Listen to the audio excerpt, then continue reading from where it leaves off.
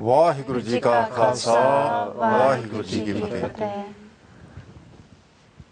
All the viewers of Sikh channel, you're most welcome on the talk show today. Please join us with myself and all the audience and participants who will be joining me in the discussion. All we are going to talk about is how beautiful is Gurbani, how Gurbani can reform our life, and what we can learn from the Gurbani, you know. And also, I must mention, sometimes it gets so difficult to practice the Gurbani because there are a lot of people in this world who are not. So how do you strike a balance with what you want to do and what other people are doing? Because it's so difficult for, to get the like-minded people in this life.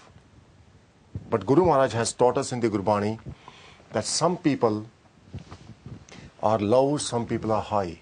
But it's all because of the karam. All because of Vaidya's hukam. But how we deal with different peoples, that's the beauty. Okay? We'll start with the introduction. We have a variety of people here. First of all, Marjinder Singh and Gurpal Singh, Pawanjeet Kaur and Jaspreet Kaur, Harpreet Kaur and Just Simran Kaur. And amazing thing is they are similar age group, but they are born in different countries. For example, we have first three who are born in England, born and brought up in England.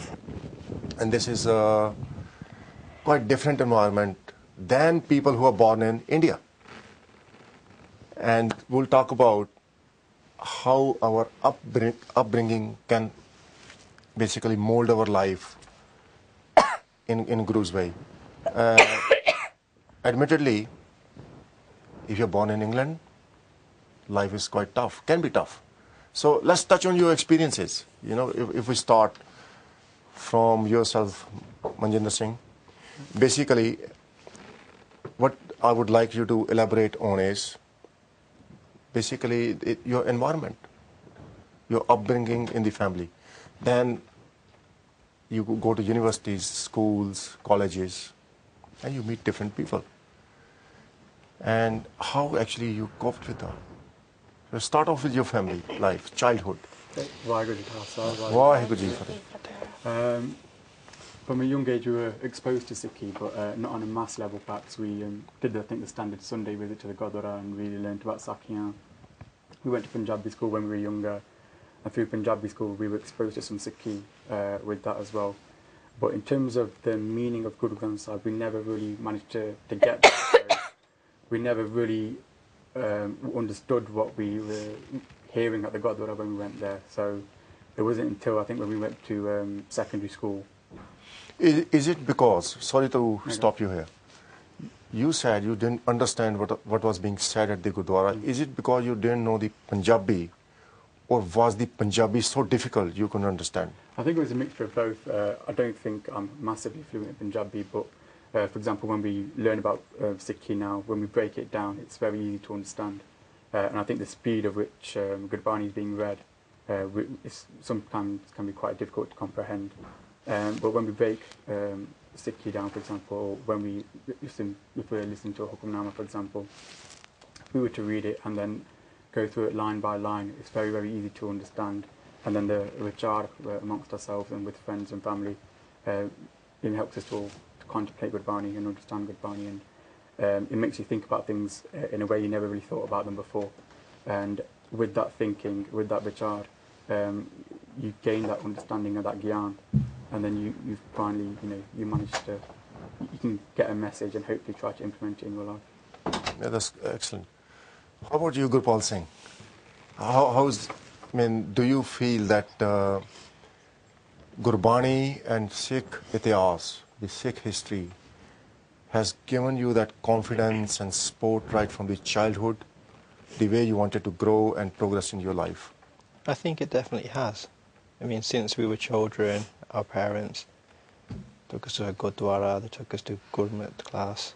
They've always told us Sakhiyan, about Sikh history, about the Gurus, and some of the things that people in Sikh history have gone through.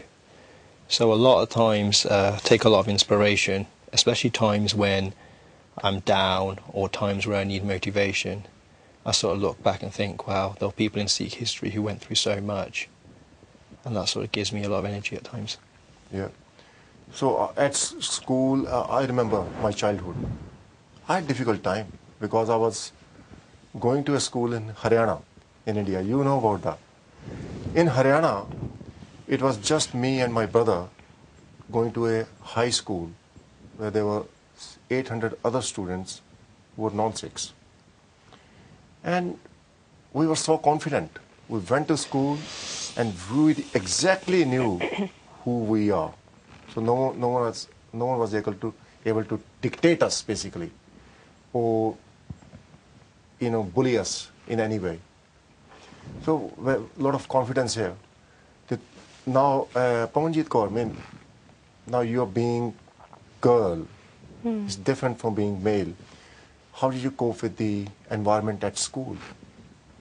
At school, I was always very fortunate that when I was growing up, at home, I always had an environment where I could learn about Gurbani and about Sikhi. And being from Derby, we were very fortunate that we had Gurmat school and people like yourself that we could ask questions about Sikhi too. So I always had an understanding as to why it was important to not cut your hair, why it was important to have a religion, why it was important to keep like a Sikhi swaroop as much as possible. And I think it's because I had that understanding. Had I not had that understanding, I think I probably would have come under peer pressure. And I was very fortunate that I had friends that were very supportive of the way I was.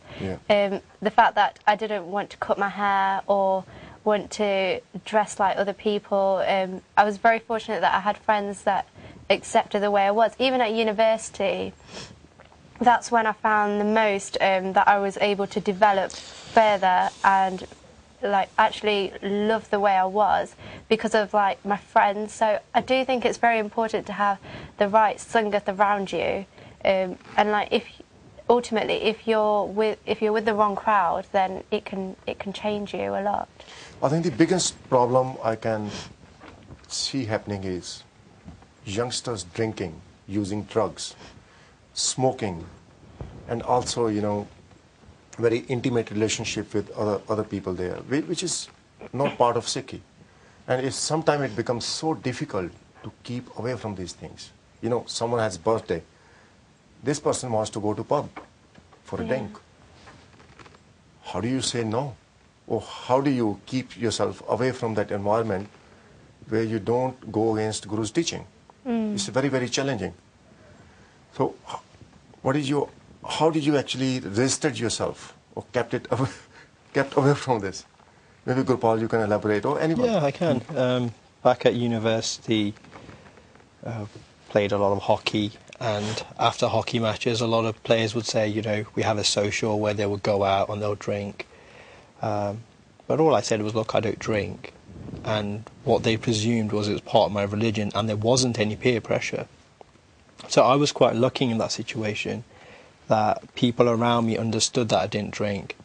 And friends at university and flatmates, they were quite aware and they were actually quite supportive. There was no peer pressure on drinking.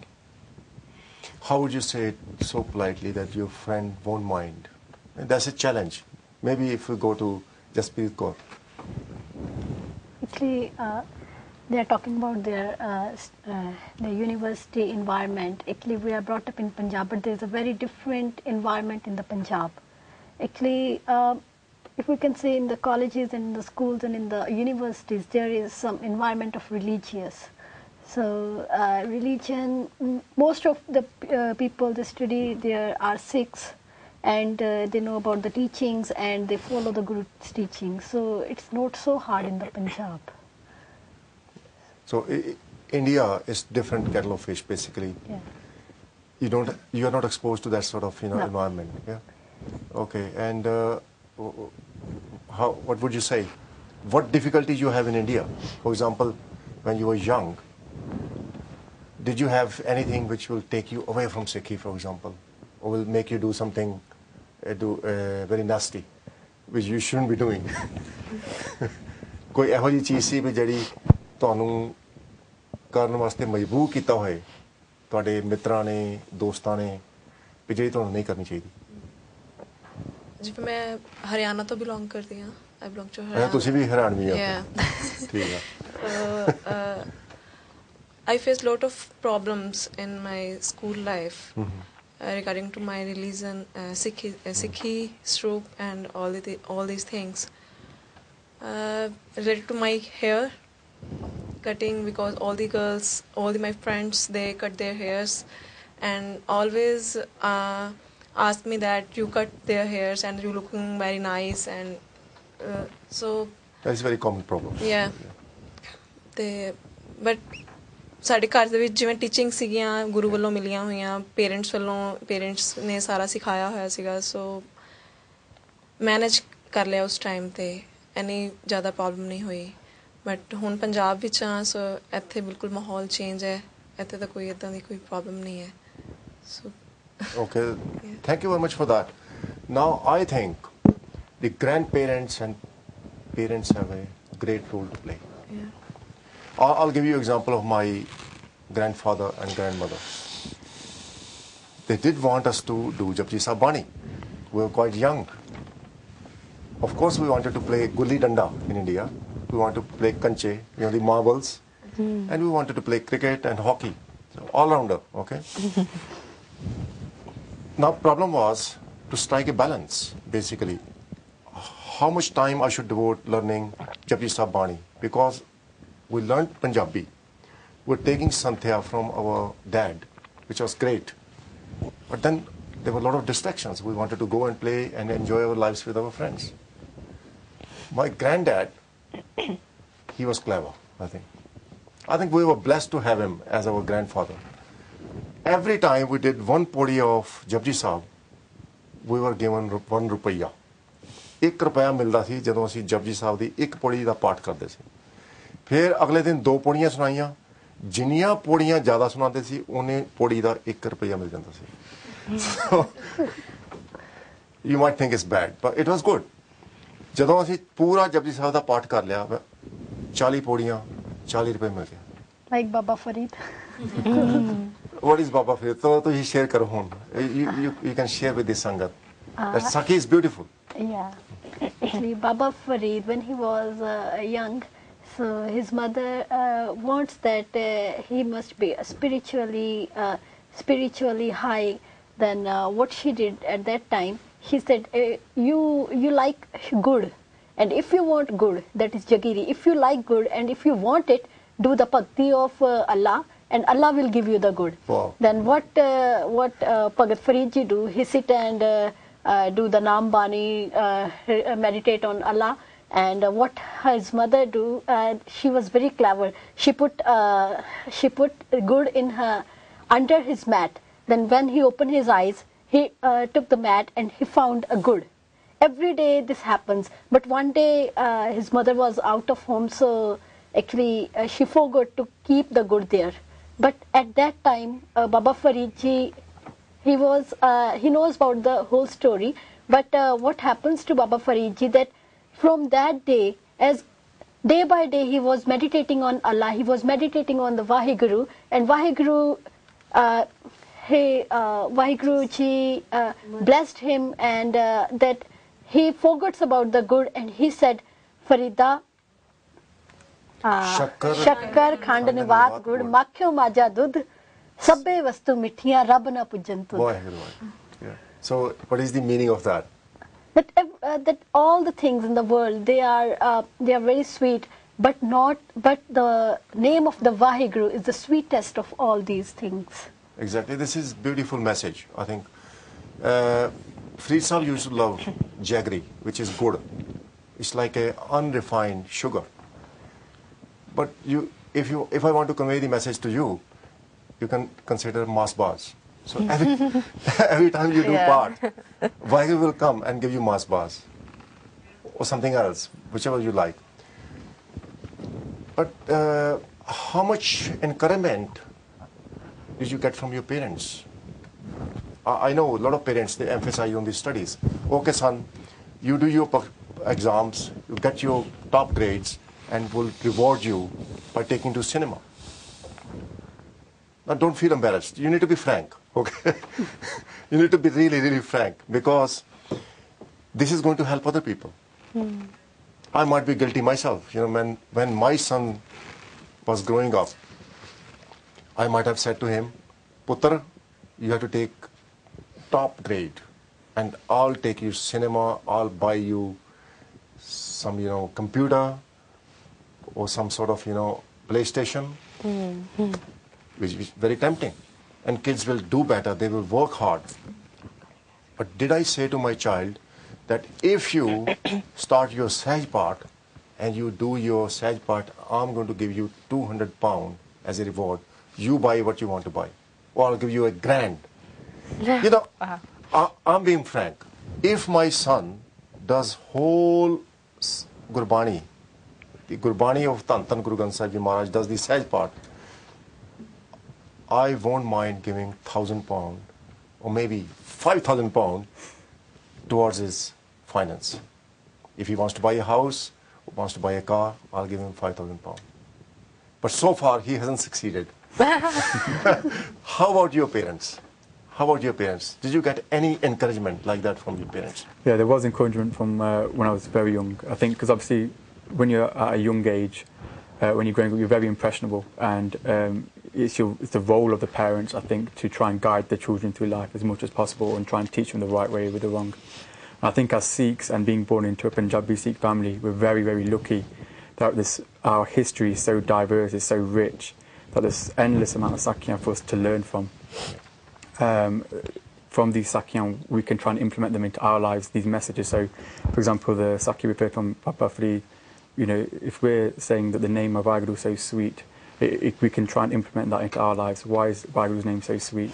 And then if it's just in your immediate Sangat, if it's you as a family, sitting together to do 5 minutes of Naam Simran, you can all experience that together. And that's why the role of the parent, it's so important to try and steer the child on the right path from a very young age. So when the child's growing up and goes through different experiences through life, so we've already kind of discussed going through universities, etc. Some people face different pressures. They can be strong enough and have that confidence that this is what Sikhi is, this is why we do what we do. And you'll find that you stand out and you'll change other people, and you won't change for other people. And I think that's very, very important to become a role model in society. Yeah, thanks for that. I think what is more important is some evidence in your life. For example, if I'm doing Simran, I'm doing Japji Sahib Bani recitation, I'm doing Gurbani Vichar, I'm doing Seva, there is some expectation that I should be able to see Vaheguru. I can see Vaheguru working in my life. I want to see that. Has that happened to you? You know? Because that's encouragement. You know, when you are doing so much Seva, following Guru's teaching, you want some evidence. I'm not lying. This is truth. Because everyone has expectation. Now, simple question is, why do we follow Guru Granth Sahib's Bani? Simple question. My answer to that is, I don't want to go in the rebirth cycle. Simple as that. And I want to prosper in my life. If I don't see that prosperity, I'm not being selfish, but this is human nature. If I don't see that prosperity, I don't see that joy in my life, I'll lose heart one day. So anyone can experience, anyone can share your experience. If you can see Vaheguru working in your life, if you have experienced Vaheguru helping you, anyone. And this will be good for people who are actually listening. Yeah, I think when I was growing up, especially when I was doing my GCSEs, I think I tried to bargain with my guru. I think if I said... Bargain with the guru? Yeah, if I can get X amount of A-star or A grades, then I would do this many Sakyan, or I would do my Japji Sahib X amount of times. And I was trying to put a figure on it, what it meant. And although to a certain extent doing your Japji Sahib that many times was a good thing, you shouldn't be able to bargain with your guru like that. It's not a deal where you can do 10 Japji Sahib and that's your A grade guaranteed or anything like that. You know, it works slightly differently, unfortunately. Although at the time it worked, I thought that was fantastic. I remember going to A level, it didn't work quite so much. I thought, right, I a better shape up now and not bargaining my guru so much. So. But I suppose it's not a bad thing, because Vaheguru is very kind and compassionate. And when you are truthful, you know, Vaheguru shows you in your life.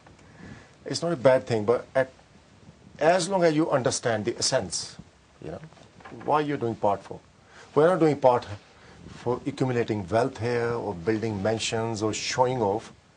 As long as we realize the ultimate objective of this life, we are okay. We need the contentment. We are able to do seva. We are able to make other people happier. That's fantastic. Life is very fruitful. You are quite desperate to say something. Come on. Yeah.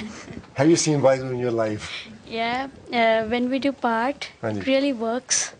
When I was young, my mother used to encourage me to do baniya, to learn baniya. So I do learn, but when I learned so many banis, like 5, 6 or 7, my mom used to send me to competitions.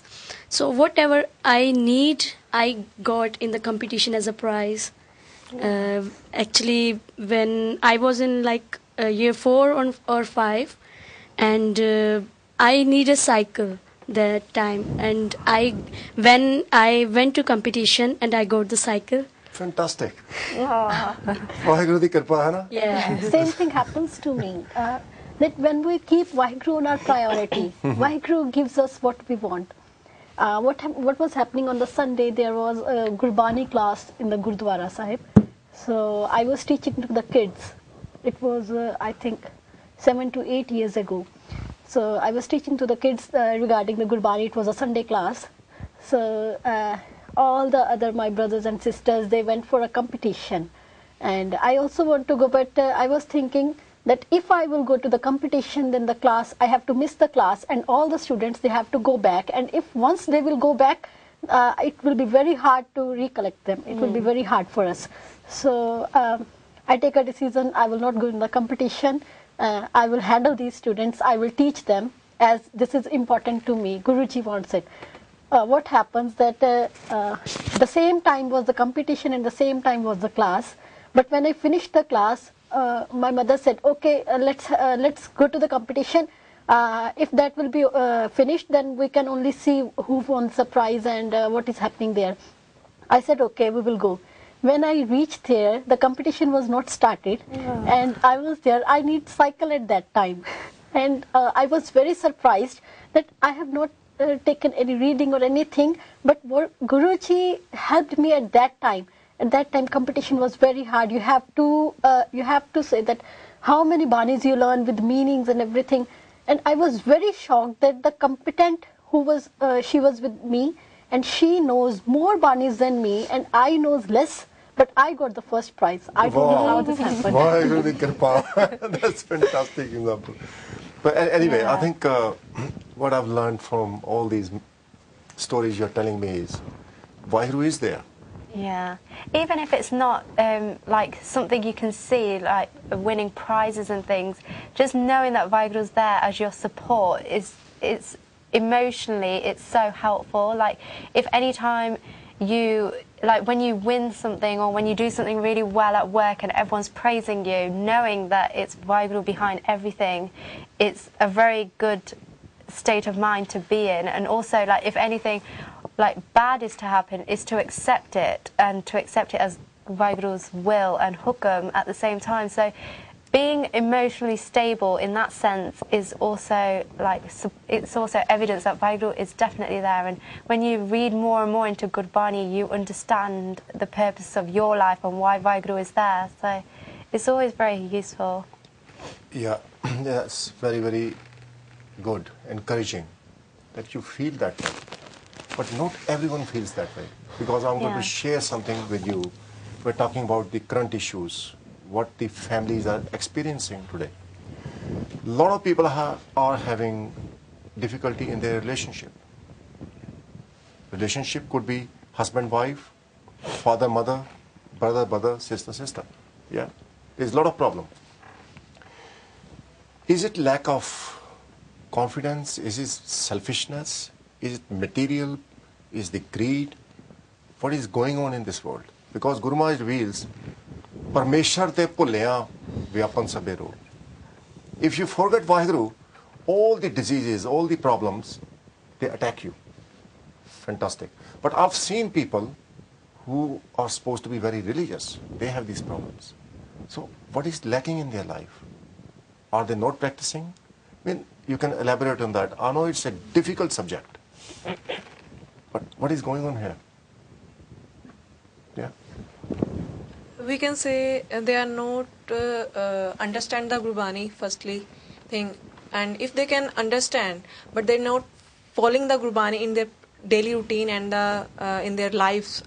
So that's the main problem they can feel in their daily life, and with the members of the family members they feel problems. So that's Now, a main when you reason. say practice, come on, be real here. How would you practice Gurbani? Now, father wants to write his will. So he wants to give the money different children. I've seen the daughters saying, only brothers are getting the money, why not daughters get that money? There is a fight in the family. It's the same sister who is used to send the rakhdi. Although we are not supposed to send rakhdiyan, or used to send, letters every month. You're my best brother, I love you, and hope you're well. They will visit each other during the holidays, but now they don't. So how do we practice Gurbani in such circumstances? I think once you once mentioned, Uncle G, in class, when we have our Vichar class in Derby, it was a very interesting thing that you said. When you do things to make other people happy, that's when you're really practicing Sikhi. So when you're helping somebody else, that's true Sikhi, and you're not doing it for your own self, for your selfish gains. I think that's where we're lacking. And when couples get married, or when they're sister and brother, they always tend to think about themselves, and they put other things before their relationship. So the example of the daughter and the son and putting them in the will and that sort of thing. So that sister was obviously putting money before her relationship with her brother, even though at the end of the day it's probably the principle of equality. She was probably thinking, well, I should be on an equal footing with my brother, so there's that issue as well. So, but then at the end of the day, you shouldn't stop talking to your brother over this problem. It's not his fault. It's sometimes you just have to accept that parents and people of the older generation, they just have a certain understanding, and you just accept it. There's no point in breaking relationships, because you have to understand that nothing is more valuable than your relationship with your family. Like, that's where Sikhi starts, in the family. I'll go one step further. It's not the relationship with others, it's how you feel. I think so. I think it's about what you chase in life.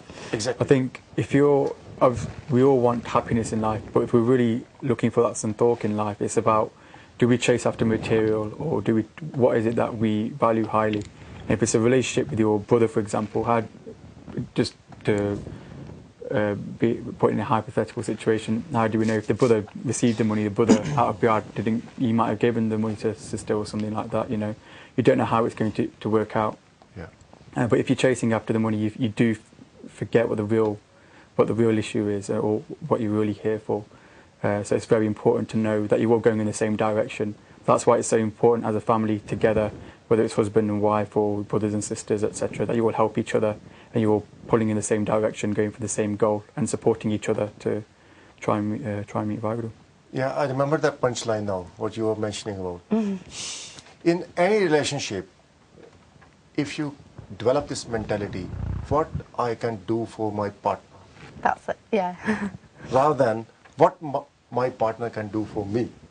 Yeah. I expect this, which means lowering your expectation. And you are willing to give to other. How I can be helpful to this person, how I can bring smile on this person's face, rather than saying, he's got a lot of money. How I can grab some of his money or some of her money. That's one of the major problems nowadays we're facing, where the husband and wife both work, And if wife earns more, husband is jealous. They have their separate accounts. They don't want their account to be seen or touched. Even so, they don't want their mobile phones be seen by anyone else. What is so secret about that? You should be so open in your relationship. So what would you like to say about that? I mean, sometimes I touch someone's phone, even my sons. He said, "Oh, Dad, don't touch it. Don't see it." Why? Why people have these secrets? People should be open about that. Anyone can look at my mobile phone, frankly. And there's no secret about whom I'm talking to and whom I'm sending text to or who is sending text to me. So there's no secret about that. I have nothing to hide. If you have that sort of feeling, I believe, because Vaheguru knows everything. If I hide things from my partners, from my family, nothing is hidden from Vaheguru. Vaheguru knows everything. Keh Ravadas, haath pe nere, sahaje hoye soi. So I have that fear. Now this is about practicing the Gurbani in your life. You know, putting the Bani in practice. You mentioned Harpreet Kaur. This is the way I feel. Maybe you can elaborate on that. I think some of this is to do with expectations. In a relationship or in a family, different members have a different expectations from each other. Oh, I've married her, he's married me, I expect her to do this for me. Or even amongst the family, you have expectations of your brother, sister, mother. But sometimes all we're doing is we're just sort of exercising our ego, where we want to have control and we want things done in our way. Where actually you need to sort of try and lower your expectations to try and help the other person, rather than trying to destroy your relationship. That's very important. Now, I remember Rajni's story. That's amazing. There's 7 sisters. Yeah. Rajni was the youngest. And all the older Sikhs, they're trying to win, confidence of their dad. They're trying to impress their dad. Dad said, who gives you sustenance? Who is giving you all the food? Who is giving you all the comforts in your life? All of them said, you. Now the youngest one, Rajni, he said, it's Vaheguru. It's God who is giving me everything. Now this is amazing. She has a faith. She has trust. She is not after her father's money. Very, very important. Father wants to teach her lesson. So he marries her to a leper. Kodi de naal vyah kita. And Rajni took her husband to where Beri Sahib is, Dukh Panjni Beri, in the precinct of Harmandir Sahib. When he saw crows dipping in the water, coming out as swans, absolutely white. So yeah, they're going in as black crows. They're coming out as white swans. He said, well, my leprosy can go as well. So he tried his hand and he was healed. Vaheguru, Dukh Panjni Beri, who takes all your pains away. And that gave him confidence. When he took a bath, took a dip in the holy Sarovar of Harmandir Sahib, he was healed. And Rajni was rewarded for her faith and trust in God. So this is very, very important that we have that. Now let's talk about the balance. I've spoken to a lot of youth as well.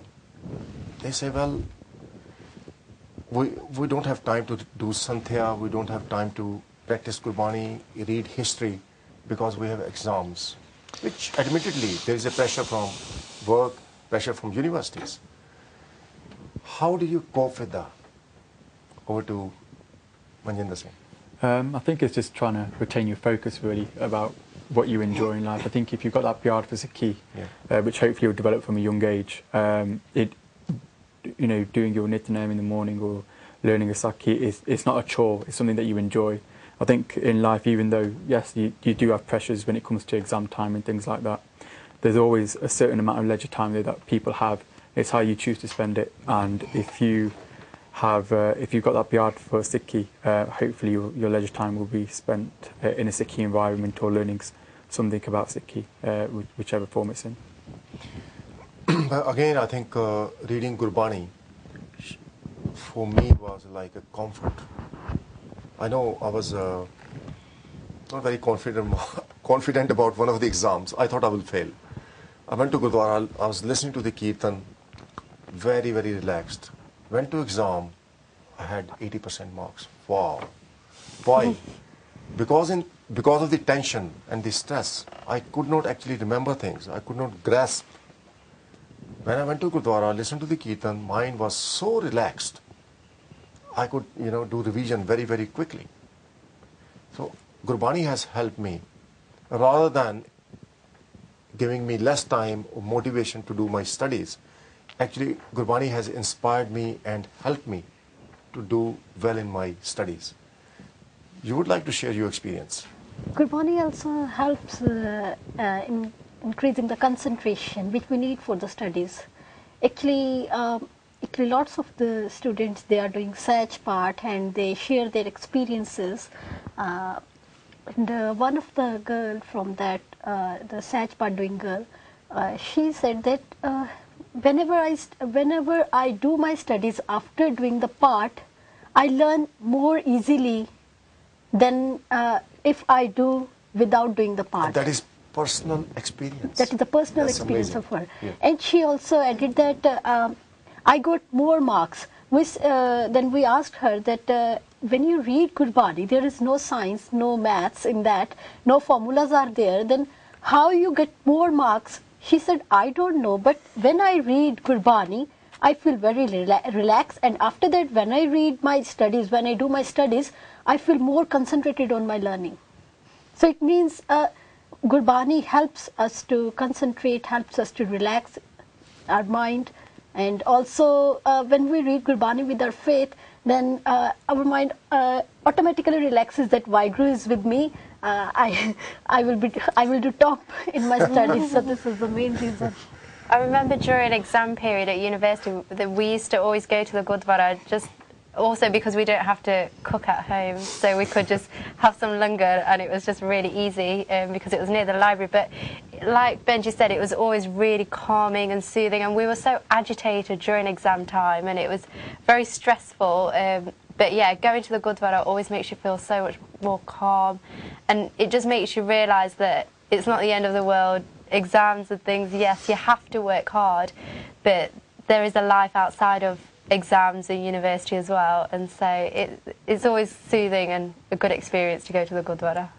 I think we forget about the practical skills that we actually gain from, like for example, I first started going to the Vichar class when I was 15 or 16, and I was going through my GCSEs at the time, and when we were going through the Hukamnama, we were trying to not look at literal meanings, for example. We were trying to go beyond that and really delve into what Guru Maharaj blessed us with that day. I remember during my English exams it was quite the same. You can't take it through a literal meaning. It's always something different. Like the metaphors. Yeah, there's so many different things. And I remember I never, even to this day, I've never read any of my A-level English books or my GCSE books, yet English was always the best I always did. So there's so many practical examples that Sikhi can provide as well. It's not just, calming and soothing. It's an all-round thing. That'll be some amazing experience. Sangat is so excited to hear some miracle that happened in your life. Come on. We all know the story of Ayub Khan also. And, No, I mean ourselves. What miracle happened in your life? I want to share my experience. Actually, when I was in university, then I got a competition. I went to a competition, and I take Hukamnama before going competition, and the Hukamnama was Jo nar dukh mein dukh nahi mane. So I feel that I won't get any prize and I won't be win in the competition. Right. So that happens.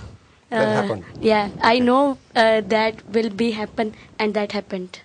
And my second experience is when I do part and in Amrit Vela, when I read, when I do studies, then I feel very relaxed and I got highest marks in my subject. Mm-hmm. I think life is full of miracles. What I think is, even our existence is miracle. The way we talk, the way we see, the way we behave here is absolute miracle. But Sadhguru gives us the Gyan.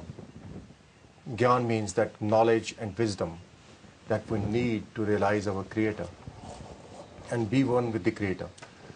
Our life is too engrossed in pleasing people. Believe me or not, most of us are people pleasers. But we need to be God pleasers. If we please God, then everyone will be pleased. Guru Maharaj reveals in the Bani, "Ja tu mere wal hai, ta kya moh chanda." What it means is, Vaheguru, if you are on my side, if you are pleased with me, then I do not have to serve anyone else. I do not have to rely on anyone else. I shall be able to represent you and help others. That's beautiful. Lakh khushiyan, paatshaahiyan, je Satguru nagar kare. So be worthy of Sadguru's blessing. Make your life blissful and happy and joyful. See you in the future. Vaheguru Ji ka Khalsa, Vaheguru Ji ki Fateh.